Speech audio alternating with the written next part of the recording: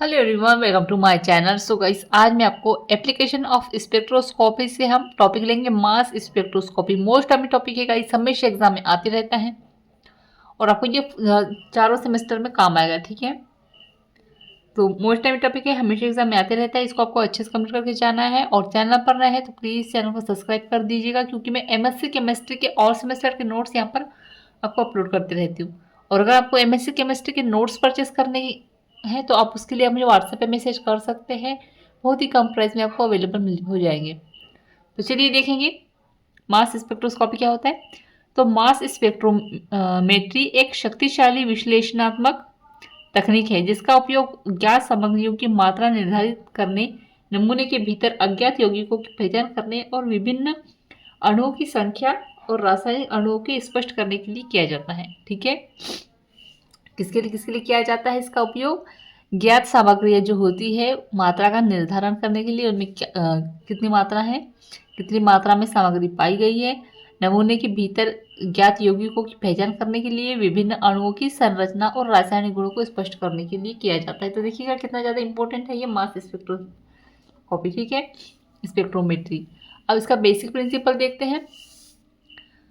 तो एक मास स्पेक्ट्रोमीटर जांच के तहत नमूने में कई आयन उत्पन्न करता है, फिर यह उन्हें उनके विशिष्ट द्रव्यमान से चार्ज अनुपात m/2 के अनुसार अलग करता है और फिर प्रत्येक आयन प्रकार की सापेक्ष प्रचुरता में को रिकॉर्ड करता है। तो यहाँ पर क्या कह रहा है कि जो मास स्पेक्ट्रोमीटर की जांच करने से जो नमूने से कई आयन उत्पन्न होते हैं। ठीक है, इसकी जांच करने से फिर यह उन्हें उनके विशिष्ट द्रव्यमान से चार्ज अनुपात m/2 के अनुसार अलग कर लेता है। ठीक है, और फिर सापेक्ष प्रचुरता को रिकॉर्ड करता है। अब आगे देखते हैं कंपोनेंट्स। तो उपकरण के 3 प्रमुख घटक होते हैं। फर्स्ट है आयन स्रोत, तो अध्ययन किए जा रहे पदार्थ से गैसीय आयन उत्पन्न करने के लिए। ठीक है, सेकेंड नंबर में है विश्लेषक, तो आयनों को उनके द्रव्यमान से आवेश अनुपात के अनुसार उनकी विशेषताओं वाले द्रव्यमान घटकों में विघटित करने के लिए। और थर्ड है डिटेक्टर सिस्टम, मैंने आयनों का पता लगाने और प्रत्येक विघटित आयन प्रजाति की सापेक्ष बहुतायी को रिकॉर्ड करने के लिए किया जाता है। आगे देखते हैं। अब यहाँ पे एक डायग्राम दिया गया है, तो देखिए इनलेट यानी गैस फेस आयन जो सोर्स होते हैं, एनालाइजर यानी कि लोन सोर्टी होते हैं, फिर है आयन डिटेक्टर यानी कि आयन डिटेक्टर होते हैं, और फिर मैसेज स्पेक्ट्रम होता है जो डाटा सिस्टम होता है ये, और डाटा आउटपुट को दर्शाता है। ठीक है, आगे देखते हैं चित्र मास स्पेक्ट्रम के घटक। फिर उपरोक्त सभी घटकों के साथ एक मास स्पेक्ट्रोमीटर को हमेशा निम्नलिखित प्रक्रियाएं करनी चाहिए। तो देखते हैं कौन कौन सी है।